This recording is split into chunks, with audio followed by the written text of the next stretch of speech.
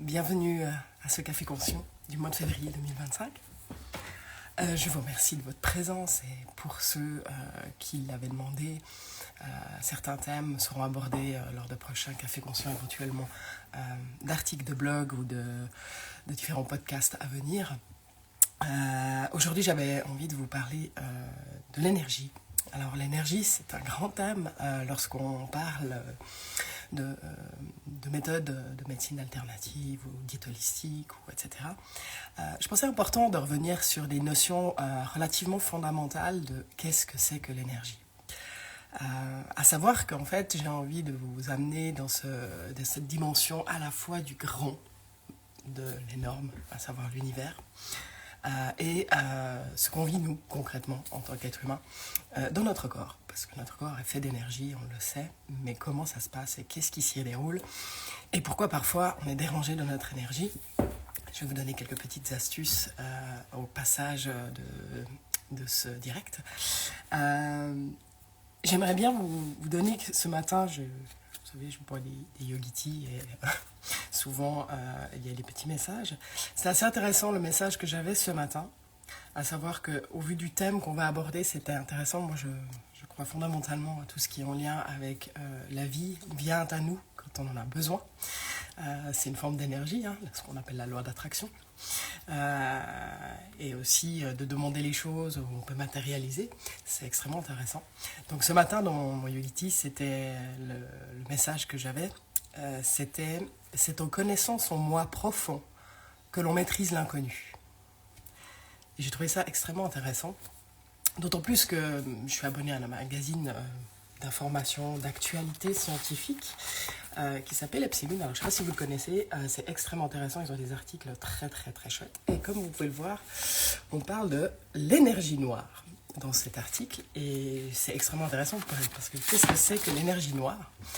C'est fondamentalement l'énergie qui contient tout ce qui se trouve dans l'univers. Et dans cet article, ils évoquent qu'en 2025, il y a un télescope et des scientifiques qui ont fait une première photo avec un nouveau télescope de l'univers. Donc cette photo-là présente 6,4 millions de galaxies, donc de galaxies un peu comme la nôtre, pour ceux qui connaissent un peu la notion de l'univers. Eh bien, en fait, l'énergie noire, c'est cette partie qui est autour de toutes ces galaxies. Et on nous a toujours expliqué qu'en fait, la Terre a été créée par la suite d'un Big Bang. Donc on serait explosé, puis de vitesse de fraction de seconde, certaines choses se sont créées au niveau de la matière. Et dans cet article, ils reviennent sur le fait qu'en fait, il y a une première théorie qui a été faite. Et moi, j'aime beaucoup Albert Einstein, notamment par rapport à sa manière de voir l'énergie. Fondamentalement, c'est quand même lui qui a quand même fait une des théories les plus importantes, la notion de la théorie de la relativité. Je trouve ça d'autant plus intéressant qu'aujourd'hui, on a de la peine à relativiser certaines choses, et c'est encore plus dense aujourd'hui avec ce qui peut se passer, sans rentrer dans ce domaine-là, dans des univers qui nous entourent et qui nous dirigent. Mais c'est intéressant à observer. Moi, je suis toujours dans la phase d'observation avant de pouvoir prendre conscience, et je pense que ça fonctionne pour beaucoup d'entre vous comme ça. Mais Einstein avait fait cette théorie de la relativité en disant qu'effectivement, ils avaient fait des constatations, et ça date de 1917, que l'énergie noire était a priori pas si unique ou d'une seule dimension. Et ils expliquent que fondamentalement, en fait, depuis 2025, avec cette première photo de l'univers, ils ont fait des constats en disant que le Big Bang a été remplacé par un rebond. À savoir que l'univers n'était pas un début, mais qui vivait une période de contraction et d'expansion. Très intéressant à notifier que c'est exactement ce qu'on peut rencontrer lorsque physiquement on vit une émotion, il y a une contraction, il y a une possibilité d'expansion, mais même dans la manière de vivre à l'intérieur de notre corps, on abordera ça tout à l'heure, la notion de la chimie. La chimie, c'est vraiment une notion de contraction et d'expansion cellulaire. Quand on vient au monde, on a été créé en termes de cellules. Donc c'était intéressant de partir de ce constat et de me dire, tiens, c'est rigolo, parce que d'autant plus, je ne sais pas si vous ressentez ça, mais ce début d'année a été très fort, très rapide en énergie, très dynamique. Et en même temps, ce début de mois de février, pour moi, j'ai ressenti vraiment une forme d'énergie beaucoup plus... qui m'a demandé beaucoup plus d'être intériorisée et d'être beaucoup plus tranquille. Et qui demande un peu, qui est même un peu dense. Et puis si on se regarde un peu ce qui se passe actuellement, si on regarde à l'extérieur, puisque notre monde est fait d'un univers et d'un soleil, et ce soleil a beaucoup d'éruptions actuellement. Alors on peut voir plein de choses sur les théories qui peuvent se trouver sur Internet. Moi, j'aime bien rester sur la notion de la science et de l'expérimentation personnelle. Et quand on observe ça, on est un peu plus sensible, mais ce qui est somme toute assez logique, puisque la Terre est composée majoritairement d'eau, nous sommes composés majoritairement d'eau. Donc tout ce qui a une notion de vibratoire ou d'énergie, quelle qu'elle soit, et le Soleil, sans le Soleil, nous n'avons pas les variations de température de la planète, et notre corps, lui, fonctionne aussi avec une version dynamique de la gestion des températures de notre corps pour que tout fonctionne bien au niveau de nos organes. Faisons ces parallèles, j'ai envie de vous donner les définitions, parce que c'est toujours intéressant de voir les définitions qu'on a, nous en tant qu'humains, de la notion de l'énergie au niveau du dictionnaire du Larousse. Donc on a plusieurs notions au niveau du Larousse qui sont assez intéressantes, parce que je trouve qu'il y a beaucoup de dynamiques aussi qu'on peut rencontrer, que ce soit dans du développement personnel, que ce soit pour se soigner, que ce soit pour prendre les choses de manière dans la vie un peu en regardant l'énergie sous cet angle-là. Et du coup, je voulais vous parler de ça. Donc les premières définitions, on est dans une définition qui parle d'une puissance physique, de quelqu'un qui permet d'agir ou de réagir. Dans ce sens, être sans énergie à la fin de la journée. Moi, je le vois aussi dans un autre contexte, c'est-à-dire qu'à l'époque où on n'était pas aussi développés que nous le sommes aujourd'hui, nous étions des humains qui devions agir ou réagir pour notre survie. À savoir, soit il fallait agir pour pouvoir manger, trouver de la nourriture, et soit réagir si on se faisait pour survivre par notre tigre qui venait à arriver. Je fais souvent ce parallèle en disant qu'aujourd'hui, on n'est plus sujet à ça, mais à quelque part, on est sujet à d'autres formes de stress qui sont un peu plus insidieux même parfois. À savoir que tout ce qu'on a comme information, parfois, nous amène à amener des pics de stress, qui sont les mêmes pics de stress de l'effet de la réaction. Donc en termes d'énergie, c'est intéressant à observer comment les mouvements agissent aussi en vous lorsque vous êtes face à des stress. Est-ce que vous êtes en capacité d'agir ou est-ce que vous êtes dans une réaction? C'est assez intéressant à observer. Je vous laisse méditer sur ce point à ce propos-là par rapport à votre notion et à l'énergie que vous pouvez ressentir dans votre corps. C'est la volonté tendue d'une action déterminée, une puissance, une vigueur, une force morale. On peut parler de l'énergie du désespoir. Elle refusa avec la dernière énergie. Donc on est sous une forme de notion qui est plus en lien avec la notion du courage, de la dynamique, de la vitalité. De plutôt cette notion de dire, voilà, on a une force morale, on a une vigueur en soi, on a une certaine dynamique, on a quelque chose qui nous pousse, une puissance à l'intérieur de nous. Et ça, c'est cette notion d'énergie que je trouve aussi intéressante, qui peut être à l'opposé, bien évidemment, dans la notion du découragement, de l'inertie, etc. Donc ça, ce sont des mouvements qu'on peut rencontrer même au quotidien, dans tout ce qu'on va avoir à vivre en tant qu'humain, dans différentes formes et différentes dimensions. Il y a aussi la notion justement de la personne énergétique, ou énergique, ou qui a la volonté d'agir et qui est cette personne qui va pouvoir avoir tendance à soulever des foules ou à amener des gens, des leaders ou des personnes qui rassemblent en fait finalement les énergies des gens ou les forces. Et là, on revient dans cette notion également de quelle est la capacité de gérer notre propre énergie vis-à-vis de celle des autres. Ce sera un thème qu'on pourra voir un poil plus tard aussi. C'est aussi une vigueur assez particulière dans la manière de s'exprimer. Ce qu'on appelle une énergie de style. Certaines personnes ont une manière de parler qui vont vraiment amener les gens à entendre, à comprendre. On a des personnes comme le Dalai Lama qui, quand il s'exprime, tout a une énergie particulière, a une certaine valeur, parce qu'en finalement, il y a beaucoup derrière de travail, de prise de conscience, de notions spirituelles, d'autres choses qui ont été rencontrées. Et l'importance, je trouve intéressant de voir l'importance de ce qu'on a comme mot, qu'on utilise parfois, On parle parfois actuellement beaucoup dans la presse ou dans les procès qui se passent de violence conjugale, sexuelle ou d'autres choses. Les mots peuvent être tout aussi violents, non pas que je dénigre la notion de la violence physique, etc., mais les violences émotionnelles qu'on peut s'infliger à soi ou aux autres, rien que par sa force de l'énergie qui en vient, et la manière dont on s'exprime peut avoir un impact tout aussi positif évidemment que quand on viendra dans une énergie des mots qui sont choisis et qui sont déposés préalablement chez soi avant d'être exprimés à l'extérieur. Très souvent, je vous parle de l'intérieur et de l'extérieur, mais fondamentalement, ce sont des énergies qui nous vibrent à l'intérieur. Si c'est pas clair et c'est pas tranquille, à l'extérieur, ça sera difficilement tranquille. En tout cas, si c'est agité ici, ça pourra qu'être agité en termes d'énergie derrière. Cinquième définition du Larousse, c'est chez Aristote, c'est une réalité effective, par opposition à la réalité possible. Donc cette notion de dynamis, qui est une notion d'énergie en lien avec, oui, ça c'est une énergie possible, mais dans la science, bien souvent, et bien évidemment dans l'étude que je vous ai montrée tout à l'heure sur l'énergie noire, il y a tout un champ de possibles qui ne sont pas encore complètement connus. Et les scientifiques le disent encore, dans cette étude, on n'a pas toutes les données, mais il semblerait bien que cette énergie noire, elle évolue. Mais il y a des possibles qu'on ne connaît pas. C'est possible que ce soit comme ça, mais c'est possible que ce soit aussi comme ça. Je trouve ça super intéressant aussi de se dire que parfois on est très figé ou très fermé dans une habitude ou une compréhension, ou même dans un mode de vie au fond, ou dans une énergie qu'on va planquer fondamentalement en soi en disant voilà, je suis déprimé, donc je suis forcément déprimé. Non pas que je dénigre le fait d'être déprimé, pour être passé par là.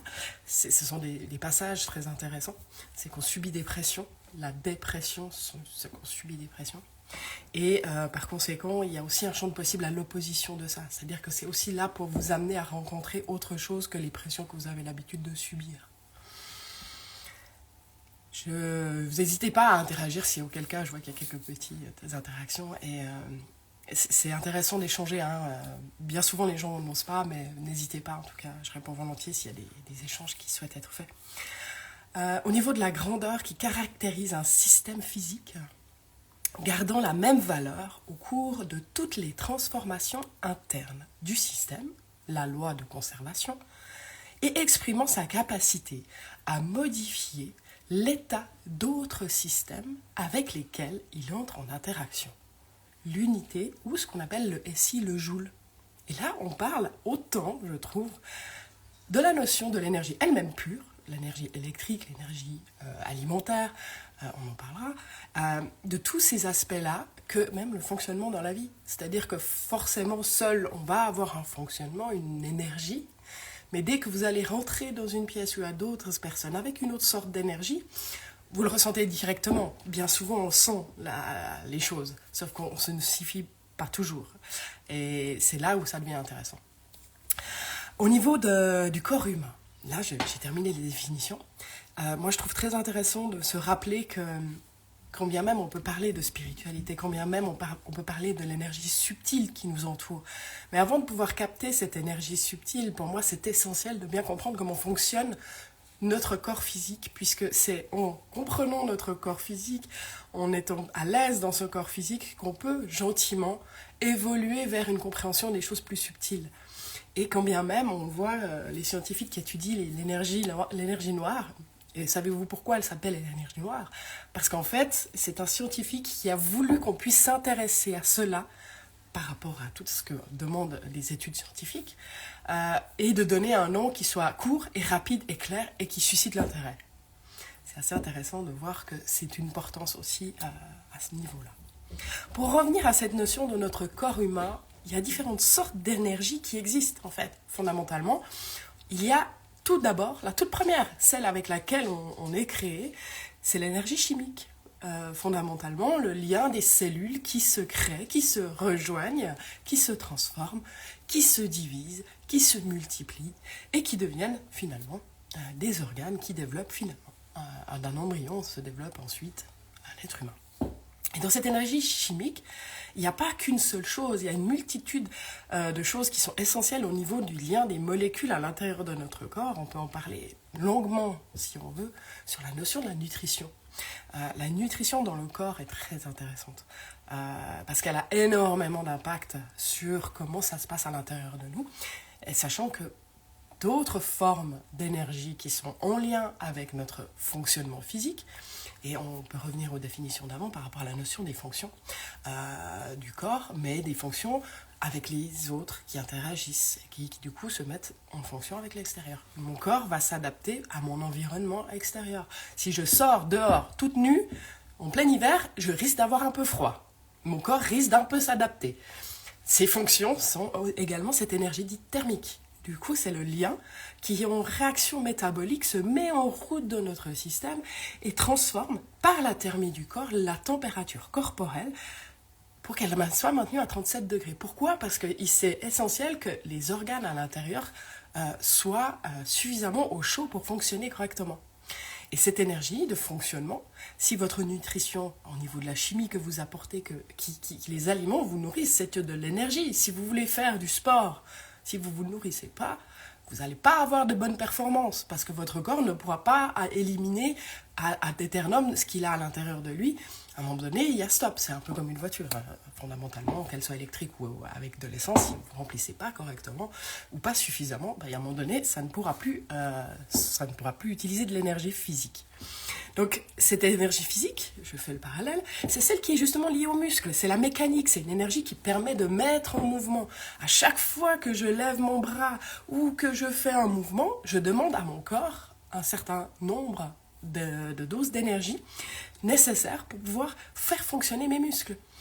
En plus de l'énergie chimique qui vient nourrir les cellules, sans rentrer dans les détails, je ne suis pas là pour faire un cours d'anatomie, mais si ça vous intéresse une fois, je vous fais volontiers un article de blog. C'est un peu comme le moteur qui va venir convertir ce carburant chimique en énergie pour pouvoir se déplacer. Du coup, quand on se déplace, qu'est-ce qu'on fait ? Il y a aussi cette énergie à l'intérieur de nous qui fonctionne avec l'énergie électrique.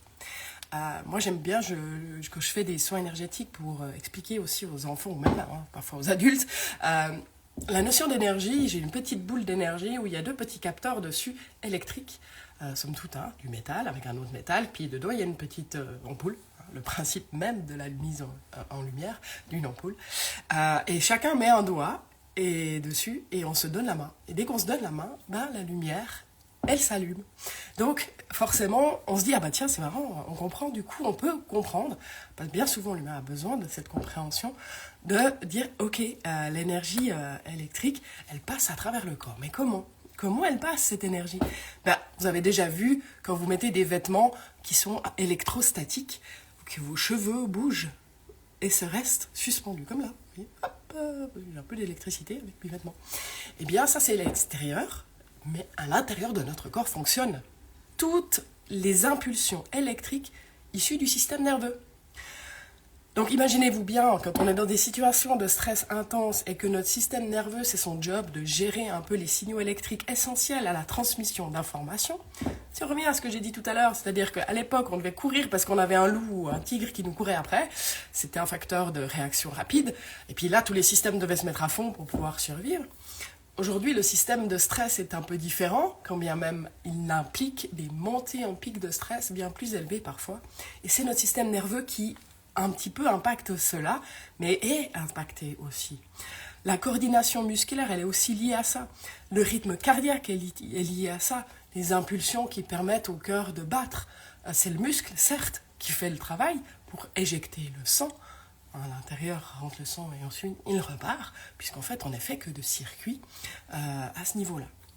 Au niveau de tout ça, s'engage en fait par la suite ce qu'on appelle l'énergie potentielle électrochimique. Donc en fait c'est une forme d'énergie qui se concentre en ions et en sodium et en potassium. Et c'est une énergie qui est utilisée pour générer justement ces signaux nerveux du système nerveux du corps et qui transporte du coup ces substances à travers ces membranes. Donc voyez à quel point, quand on est dans un facteur de stress, tous ces ions de sodium, de potassium, etc., qui sont également liés à l'alimentation, qu'on va ingérer, etc., ont un impact. Et si on peut l'imaginer, c'est un peu sous une forme de pile où on a des charges qui sont différentes. C'est-à-dire, elles vont créer une tension. qui va être prête à être utilisée. Donc en fait, c'est un peu cette énergie-là. Et finalement, on est fait un peu de radioactivité. On est un peu infrarouge. Parce que le corps, pourquoi le corps, quand vous faites, je ne sais pas si vous connaissez un peu, il existe des capteurs à thermorégulation. On peut voir à travers une maison si c'est humide, si c'est froid, etc. Et puis quand un corps humain se trouve là, ou un corps d'un animal, d'ailleurs que les caméras infrarouges dans la nature pour les détections de nuit, c'est bien souvent sur ce principe-là, bien ils détectent ces sources de rayonnement.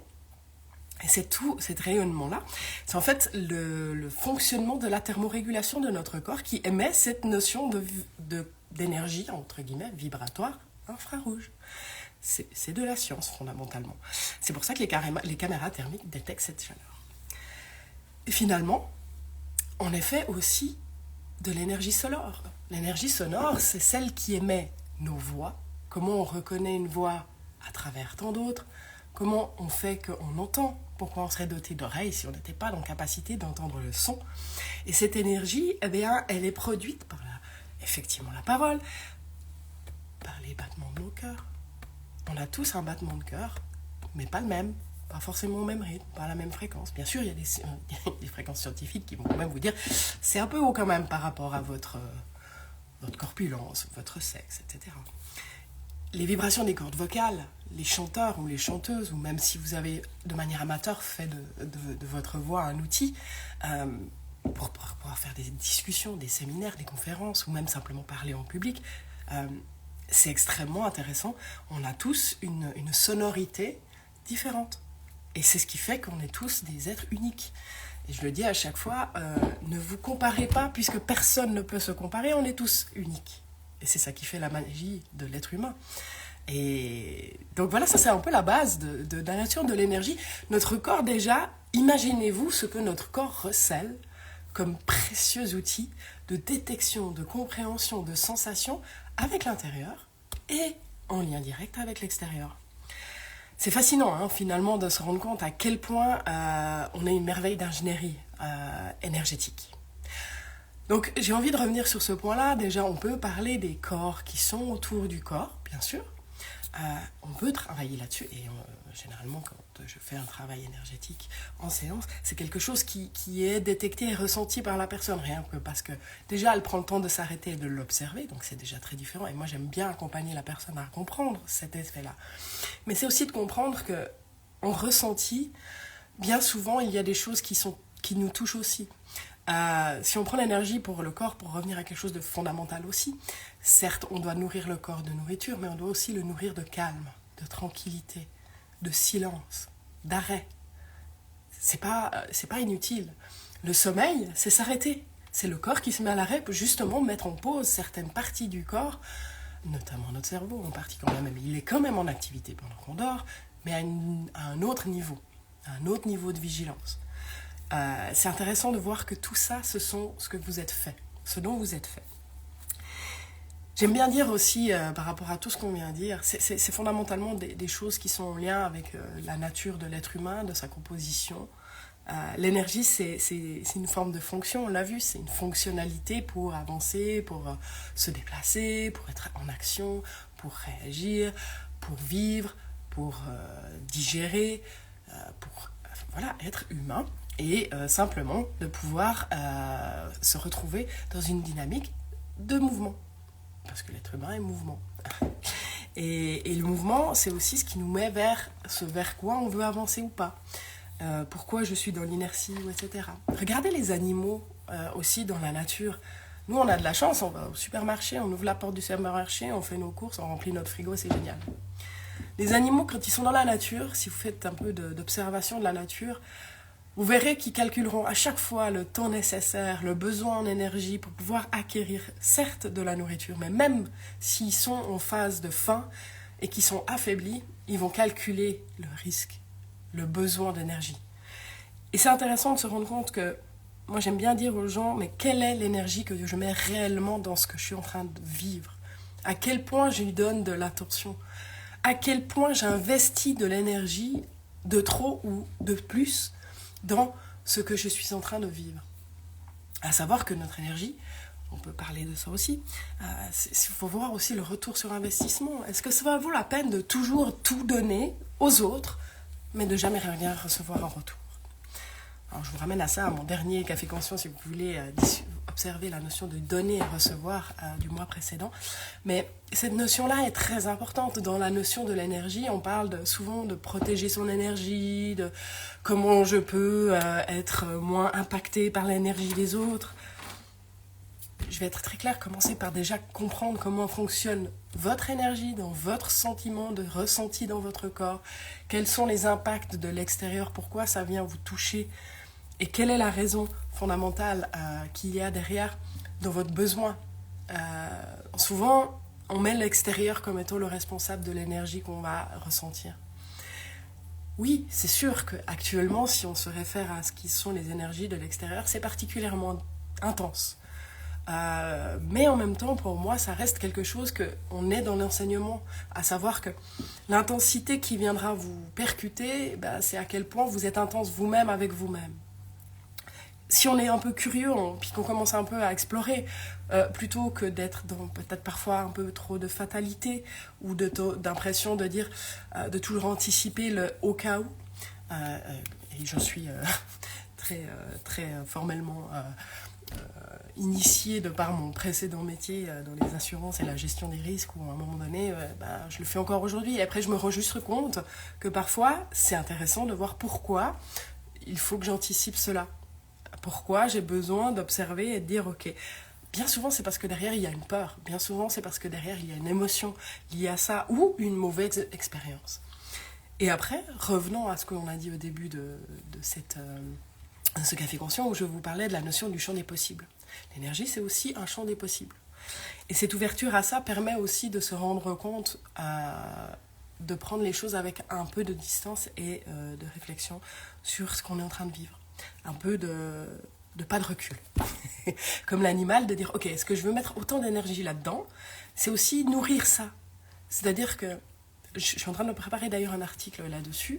C'est nourrir mon corps de peut-être autre chose que ce que j'ai l'habitude de voir à l'intérieur de lui. Et de me dire, ok, j'ai toujours mal au ventre, mais comment je me nourris? Qu'est-ce que je donne comme énergie à mon corps? Est-ce que je lui donne la possibilité de se déplacer si j'ai toujours mal au dos? Toutes ces choses-là sont aussi des réflexions à porter à un niveau différent que celui de juste la première sensation. Alors bien évidemment, ne jamais ignorer la douleur, sachant que la douleur est un signal, mais c'est à observer dans un premier temps. Et de se dire aussi que dans l'énergie, c'est intéressant de voir aussi cette question en lien avec les impacts qu'on a, qui sont soit des troubles métaboliques qui peuvent être en lien avec la nutrition et l'énergie corporelle. Si je ne me nourris pas avec suffisamment de glucides, je ne vais pas pouvoir demander à mes muscles la même manière que si avant l'exercice ou après l'exercice. Quel est l'impact des protéines sur mon corps? C'est comprendre comment fonctionne mon corps et qu'est-ce qu'il a besoin. Certains diront oui, mais il faut jeûner, c'est mieux pour toi, ça va t'aider.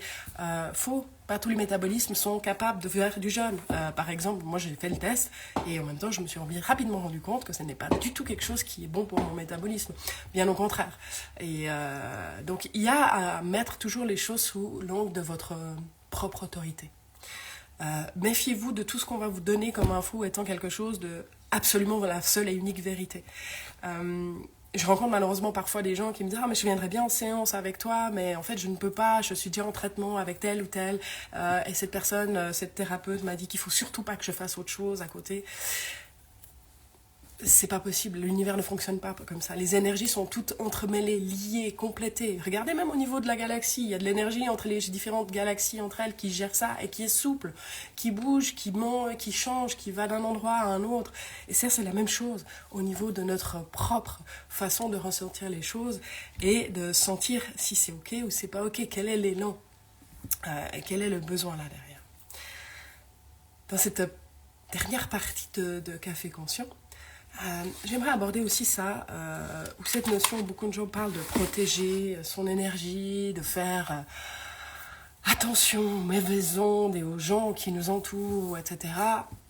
Mais oui, ok, d'accord, très bien. Mais comment je fais ça? Et puis Et puis après, je vais sur Internet et puis je vais acheter 15 cristaux, 25 tarots, oracles, trouver des réponses.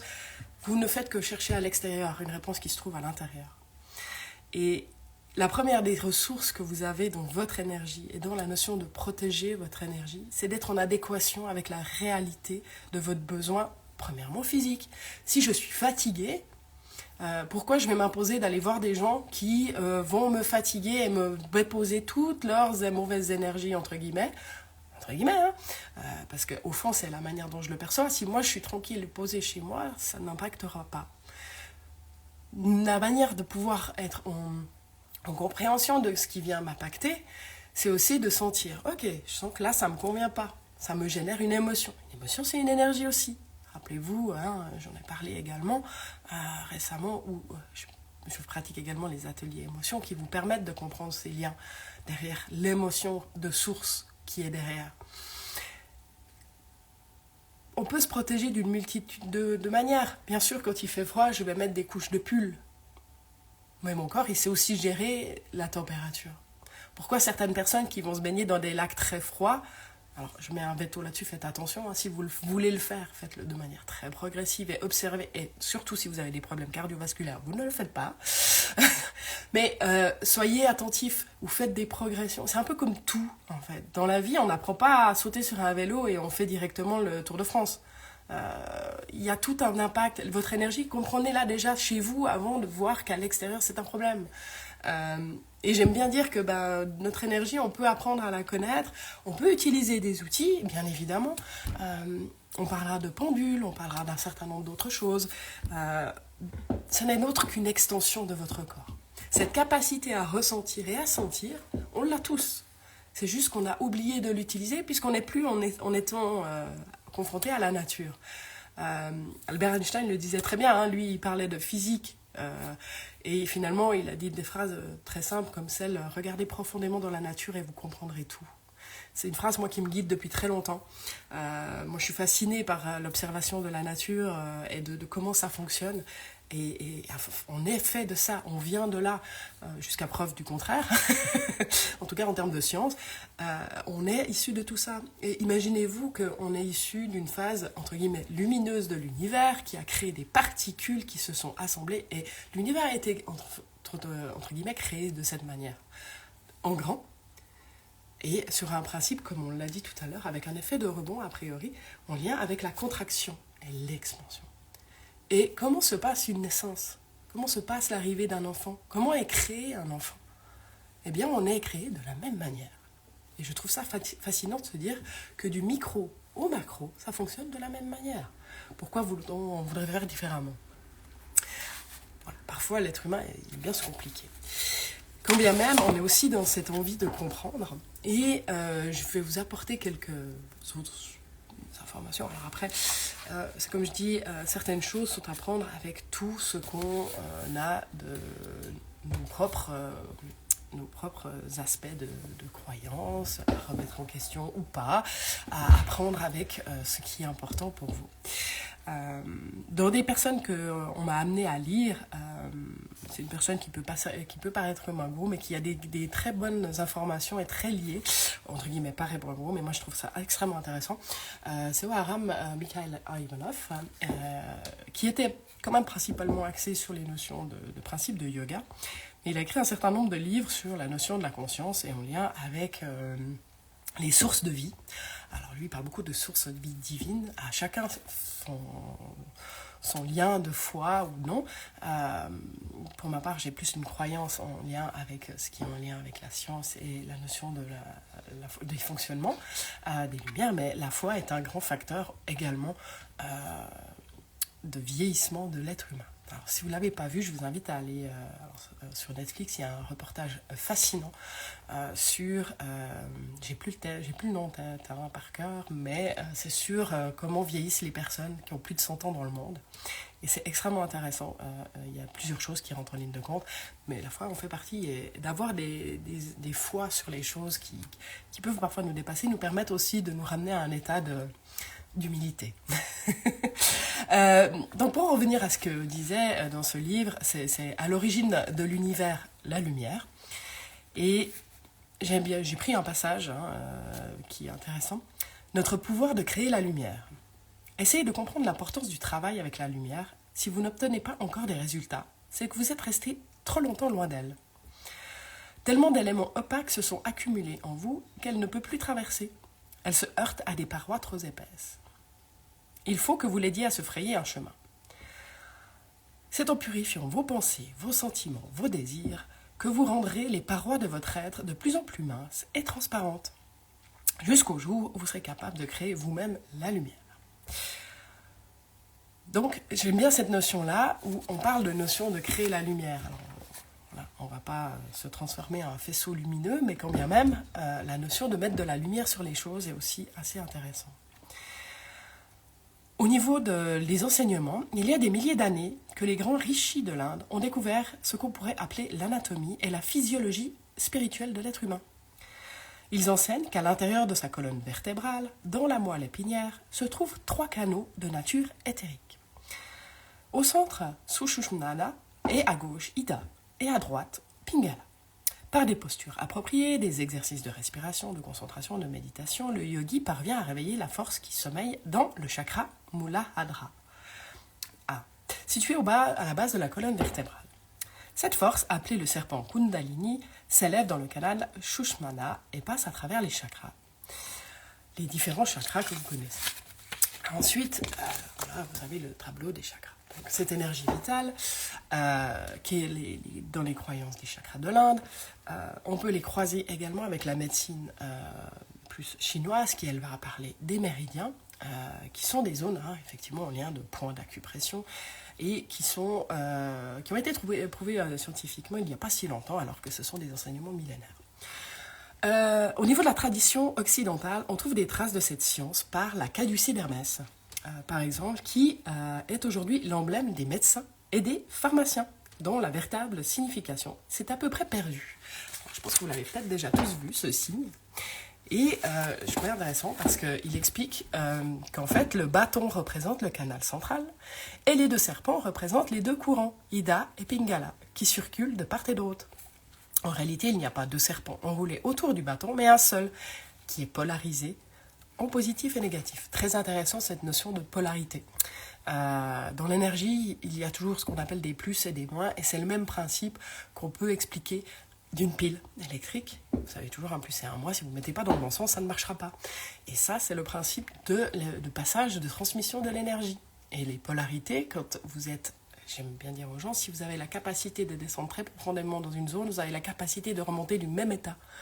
Puisqu'en fait, c'est une question de polarité. Quand bien même, si on va dans les enseignements, toujours plus loin, on nous dit que de moins en moins, il y a 2 dimensions de dualité, de polarité, de plus, de moins, de masculin, de féminin. Et là, on parle d'énergie et non de genre.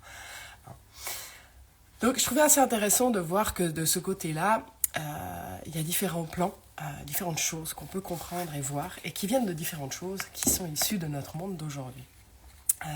Donc, voici les différentes informations en lien avec cette notion-là. Et ensuite, le principe qu'il appelle de caducée d'Hermès, c'est une forme de représentation qu'on pourrait faire en analogie avec justement ce signe de la caducée d'Hermès. Et il explique, étant donné que la création est une unité, puisque de tout on se rassemble, et qu'il n'existe pas de rupture entre le monde invisible et le monde visible, ni entre les différents règnes de la nature. Tous les progrès techniques réalisés au cours des siècles ne sont que la transposition, l'application dans le plan physique de ce processus qui se déroule dans les plans physiques et spirituels. Les humains ne découvrent rien, ils n'inventent rien. Ils ne font que retrouver, par l'intuition, l'imagination ou le tâtonnement, quelque chose qui existe déjà dans certains plans subtils. Toutes les réalisations techniques, comme la radio, la télévision, le téléphone, sont basées sur les mêmes lois que celles qui régissent nos corps physiques et psychiques. Nos oreilles, nos yeux, notre cerveau, notre cœur, nos poumons. Il y en a de même du laser, cet appareil qui a permis des avancées extraordinaires dans différents domaines, notamment la radiologie ou un certain nombre de choses. Ne soyez pas étonnés si je vous dis qu'il existe une analogie entre le laser et les phénomènes qui se produisent dans la colonne vertébrale du yogi. Des phénomènes dont la caducée d'Hermès est également une représentation. Donc après, il nous présente le principe de l'énergie du laser. Alors je ne vais pas vous faire une théorie sur le principe du laser, mais c'est simplement que je trouvais très intéressant de voir que, en faisant ce parallèle entre le lien de la science, de nos compréhensions du subtil, de savoir que comprendre notre corps est un bien précieux pour comprendre l'énergie qui s'y déroule, pour ensuite travailler sur des plans plus subtils, c'est simplement qu'à un moment donné, on se rend compte de la différenciation entre le corps physique, l'objet, et sa fonction, ainsi que le tout, l'unité, l'univers. Et comme on voyait avant, au début, je vous parlais de cette énergie noire qui recouvre toutes les galaxies du monde. Et là, on parle de 6,4 millions de galaxies. Mais a priori, selon la science, pour l'énergie noire, les calculs qu'ils ont actuellement faits doivent être encore pondérés, puisqu'en fait, pour que les calculs soient validés, il faut 40 millions de galaxies. Imaginez-vous, c'est inimaginable en fait. Mais que ce se reproduit également dans notre corps par certains aspects qu'on va rencontrer. Voilà un peu pour ce que j'avais envie de vous parler de l'énergie.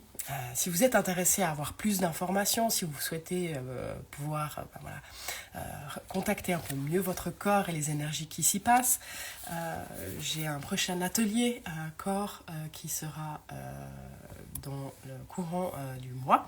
Et c'est un magnifique atelier pour redonner du sens à sa présence corporelle, à redonner du lien à soi et à ce qui se passe à l'extérieur en étant de plus en plus présent à ce qui est à l'intérieur pour pouvoir interagir avec l'extérieur et être paisible et serein ou sereine et évidemment percevoir cette énergie et de comprendre mes propres fonctionnements.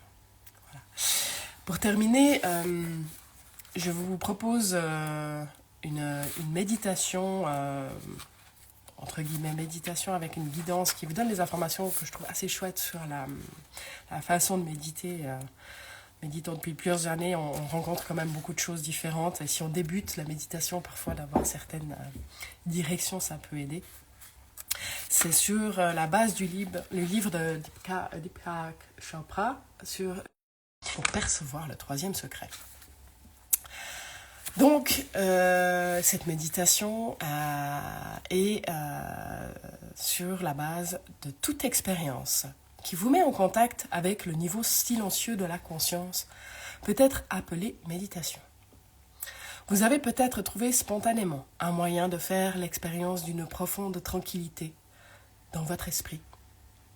Si ce n'est pas le cas, peut-être aurez-vous adopté l'une de ces pratiques de méditation formelle qui n'existe dans toute tradition spirituelle.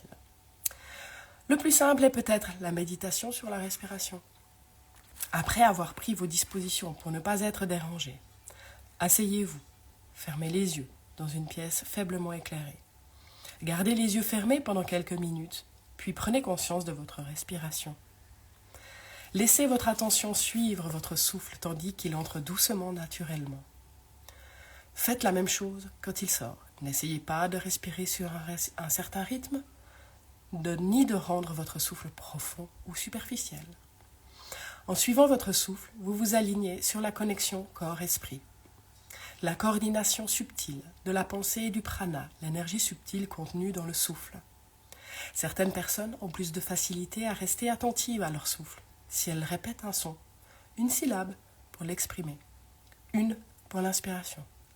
Aum est un son traditionnel, utile à cette fin. Vous pouvez aussi adopter les mantras germes, bija mantra, ou les sons rituels, tels qu'ils sont décrits dans les enseignements orientaux. Méditez ainsi pendant une durée de 10 à 20 minutes, 2 fois par jour. Vous prendrez conscience de la relaxation de votre corps. Étant donné que la plupart des gens emmagasinent beaucoup de fatigue et de stress, vous vous endormirez peut-être. Ne vous en faites pas. Ne vous souciez pas non plus de toutes les sensations ou pensées qui apparaissent, tandis que votre mental s'apaise. Faites confiance à la tendance naturelle du corps de venir à bout du stress. C'est une méditation douce qui n'a pas d'effet secondaire négatif, qui ne comporte aucun danger, tandis que vous êtes en bonne santé. Si vous ressentez une douleur quelque part ou un sentiment de malaise récurrent, il peut s'agir là d'un symptôme d'une maladie non diagnostiquée. Dans ce cas, et si ces sensations persistent, demandez l'avis d'un médecin.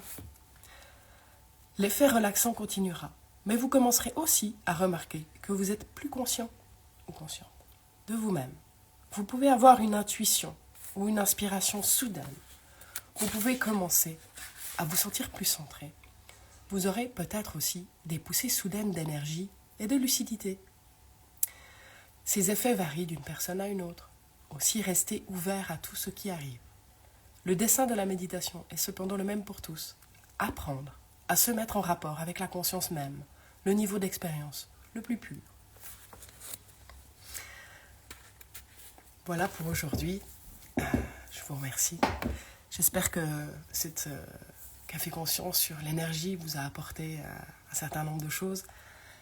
Je suis évidemment à votre disposition si vous avez envie de continuer la discussion. N'hésitez pas à commenter ce direct par la suite.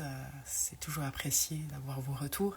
Et évidemment, si ça vous intéresse d'aller plus loin dans la notion de relier son corps à la notion d'énergie et de pouvoir avoir une sensation plus proche de ce qui est nécessaire et essentiel pour vous.